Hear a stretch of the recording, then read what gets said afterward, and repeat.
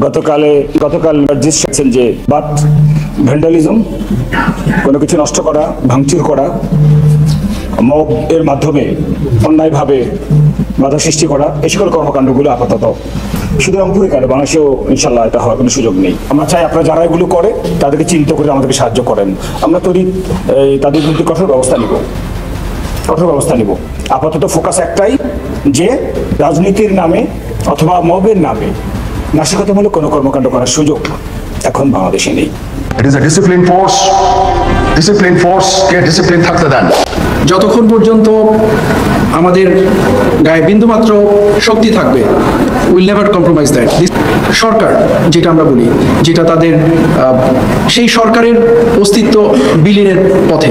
এই 54 বছর যে বাড়িটার সামনে কেউ কোনো গন্ডগোল করার সাহস পায় নাই, এই এনসিবির কুত্তার বাচ্চারা হিজড়ার মতো কিশোর পাশ থেকে গিয়ে তোমরা পার্টি অফিসে আসতা। ধন্যবাদ জানাই বাংলাদেশ সেনাবাহিনীকে।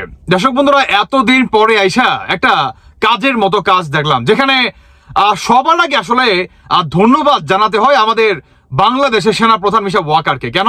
কারণ তিনি বলছিল যে বাংলাদেশে আর কোনো আপনার মব জাস্টিস, কোনো সন্ত্রাসী কিঞ্চিত পরিমাণ ছাড় পাবে না।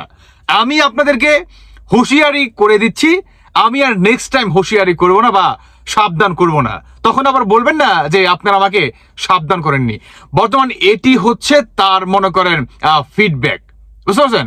এই হচ্ছে বাংলাদেশের সেনাবাহিনী ডিরেক্ট অ্যাকশন। তারা বলছে যে আপনারা ভিডিও ফুটেজ যদি থাকে সেটা দেখান, কিন্তু ভাই সেখানে আপনার সার্জিস পর্যন্ত থাকে ভিডিও ফুটেজে, সেরকমটাই ধারণা করা যাচ্ছে যে তাকে পেটানো পর্যন্ত হয়, সেখানে গোল মার্ক চিহ্ন পর্যন্ত দেওয়া হয় সাদা পাঞ্জাবি পরে। যখন নাকি সার্জিস আপনার আসে তখনও কিন্তু তিনি সাদা পাঞ্জাবি পরেই কিন্তু ছিল, তাই না? অনেকটা একদম 100-এর ভিতরে 99% মিলে যাচ্ছে। এখন আপনার হয়তোবা সার্জিস কোনো কারণে একটু কাটিং কুটিং মারার চেষ্টা চালাচ্ছে, কিন্তু শীর্ষ সন্ত্রাসী বললেন বাংলাদেশের সেনাবাহিনী এই এনসিপির ভিতরে নাকি লুকাই রয়েছে। উল্টো দিকে আপনার জাতীয় পার্টির কাদের সিদ্দিকীর বাসাতে আক্রমণ করার কে আপনার কেন্দ্র করে সেই নেতাকর্মীরা আপনার 24 ঘন্টার আলটিমেটাম দেন। সেই 24 ঘন্টাকে তারা আরো 12 ঘন্টায় যোগ করে এটা বাংলাদেশ সেনাবাহিনীর দাবি জানায়। তো আপনার আরো 12 ঘন্টায় ধরেন আরো 24 ঘন্টা, 48 ঘন্টায় ধরেন। এই 48 ঘন্টার ভিতরে আপনার যতক্ষণ না পর্যন্ত এদেরকে গ্রেফতার না করবে ততক্ষণ পর্যন্ত আপনার এই জাতীয় পার্টির যে নেতা কর্মীরা তারা শান্ত হবে না বা তাদের নিজ বাসায় তারা ফিরে যাবে না। যদি সেনাবাহিনী বা পুলিশ বাহিনী এই বিষয়ে কোনো ফিডব্যাক তারা না দেখাতে পারে তাহলে তারা থানা ঘেরাও করবে। মামলা যদি 24 ঘন্টার মধ্যে এন্ট্রি না হয় তাহলে কিন্তু আমরা বুঝবেন জাতীয় পার্টি আবার কি করতে পারে, থানা ঘেরাও সহ অন্য কর্মসূচি কিন্তু আমরা নিব। কারা এই সন্ত্রাসী হামলার সঙ্গে সম্পৃক্ত তাদেরকে গ্রেপ্তার করবেন।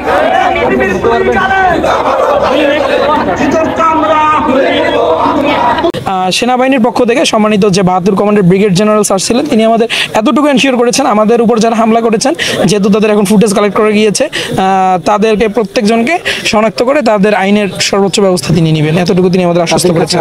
উল্টো দিকে আপনারা দেখলেন যে সেনাবাহিনী ক্যান্টনমেন্টে আপনার জাতীয় পার্টির কিংবা সেই ঘটনাকে কেন্দ্র করে যারা নাকি উপস্থিত সেখানে ছিল তাদেরকে চায়ের একটা দাওয়াত করে বাংলাদেশ সেনাবাহিনী।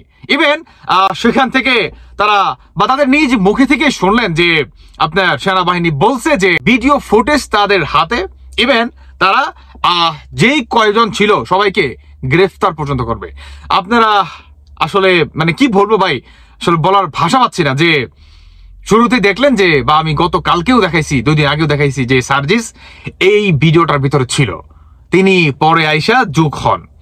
তো সার্জিসের সেখানে যেখানে সার্জিস আপনার সবসময় অলওয়েজ দেখবেন যে মানে এত রাপ ভাবে কথা বলে, মানে এত উচ্চ স্বরে কথা বলে, আপনার গিনিমান মানুষ দেখে না, মুরব্বী দেখে না, কোনো সিনিয়র পার্সন দেখে না, মানে একটা বেয়াদব।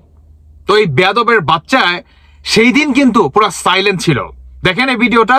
অবস্থানটাই সবাইকে জানিয়ে দেয়া যে কেউ যদি তার ব্যক্তিগত চরিতার্থ বাস্তবায়ন করতে চায় বা সেটা দেশের মানুষের অমঙ্গল হয়, সেটা বাংলাদেশ সেনাবাহিনী আসলে সুন্দর চোখে দেখবে না। সো আমাদের কাজ হচ্ছে শান্তিটা রক্ষা করার চেষ্টা করা, যদি কেউ এই ধরনের খারাপ কোনো কাজ করে তার বিরুদ্ধে আইনানুগ ব্যবস্থা নেওয়া, সেটাই করছি। আমরা এসেছিলাম টু আইডেন্টিফাই কারা কারা করেছে। আমি তো রংপুরের ছেলে না, সবাইকে চিনি না। সো আমার হেল্প প্রয়োজন ছিল। আমাকে দুটো দলেরই যারা কর্ণধার তারা কথা দিয়েছে, তারা আইডেন্টিফাই করেছে ভিডিও ক্লিপ দেখে এবং ফুটেজ দেখে যে হ্যাঁ এরা তাদের দলের, তারা যা বহন করছিল এটা বহন করার কথা না।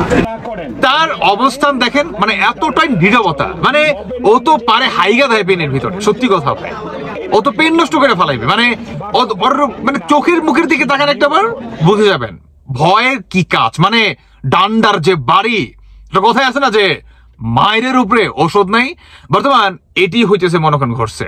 তো আমাদের বাংলাদেশ সেনাবাহিনী অবশেষে আসল একটা ভূমিকায় আসতে যাচ্ছে আলহামদুলিল্লাহ।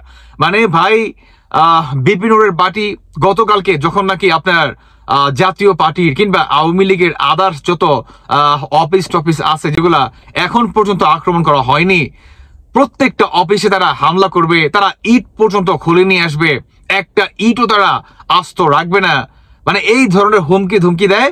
কিন্তু আজকে আইসা সকাল সকাল সেনাবাহিনীর পক্ষ থেকে গরম গরম আপনার কি একটা বোমা ফাটায়। তো এই হচ্ছে বাংলাদেশ সেনাবাহিনীর ফিডব্যাক। আমি গত এক সপ্তাহ আগে আমি আপনাদেরকে বলছিলাম যে বাংলাদেশের প্রায় ৬২টা জেলার ভিতরে সেনাবাহিনী নেমে গেছে, কোনো মব জাস্টিস দখলবাজিতার সুযোগ নাই, যদিও করে সেনাবাহিনী সাথে সাথে অ্যাকশনে যাবে। আমি 10 দিন আগে ঠিক এই ভিডিওটাতে বলছিলাম। তো সেটাই হলো, বাংলাদেশ সেনাবাহিনী বর্তমান ৬২টা জেলার ভিতরে নেমে গেছে।